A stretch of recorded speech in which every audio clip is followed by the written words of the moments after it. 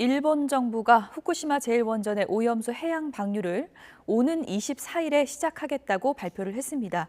일본 정부는 오늘 오전 관계부처 장관들이 모인 가기에서 이런 방침을 정했는데요. 도쿄 현지 연결해서 내용을 좀 정리해드리겠습니다. 김세호 특파원. 네, 도쿄입니다. 네, 결국 모레 방류하기로 결정했군요. 네, 그렇습니다. 일본 정부는 조금 전 10시 관계 부처 장관들이 모인 강요회를 열고 모레인 24일 원전 오염수 해양 방류를 시작하기로 결정했습니다. 기시다 총리는 강요회가 끝난 직후 이 같은 일본 정부 방침을 발표하며 방류 시기를 공식화했습니다. 혹시나 현지 기상이나 지진과 같은 돌발 사항이 없다면 24일 방류를 강행할 것으로 보입니다. 지난 2021년 4월 스가 요시히데 당시 총리가 가기에서 오염수 해양 방류를 공식 결정한 지 2년 4개월 만입니다. 올해 6월 말 기준으로 후쿠시마 제1원전 오염수 총량은 134만 톤으로 해양 방류는 개시 시점으로부터 30년 동안 이어질 것으로 보입니다. 일본이 이번 방류를 결정하게 된 배경은 오염수 방류 계획이 국제 기준에 부합하다는 IAEA의 최종 보고서, 그리고 서방국들을 중심으로 한 방류 계획 지지 등 국제사회에서 어느 정도 우호적인 여론이 조성됐다고 판단한 점이 작용한 것으로 보입니다.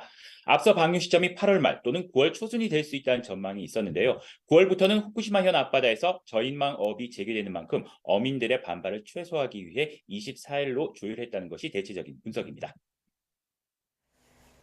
네, 일본 현지 어민들의 반발 여전한 상황인데 방류 이후의 파장도 적지 않겠네요. 네, 기시다 후미오 총리가 어제 관저에서 전국 업협동조합 연합회 회장과 관계자들을 면담했습니다. 이 자리에서 오염수 방류에 대한 정부 방침을 설명하고 이해를 구했는데요. 앞으로 필요한 대책을 계속 마련하고 수십 년 장기간이 걸쳐도 모든 책임을 지고 정부가 어민들을 지원하겠다는 뜻을 밝혔습니다. 일본 정부는 이른바 소문 피해와 어획량 감소에 따른 손실을 지원하기 위한 지원금 800억 엔을 마련하고 있다고 밝혔습니다. 하지만 어민들은 여전히 오염수 해양 방류 강행에 대한 반대 입장을 굽히지 않고 있습니다.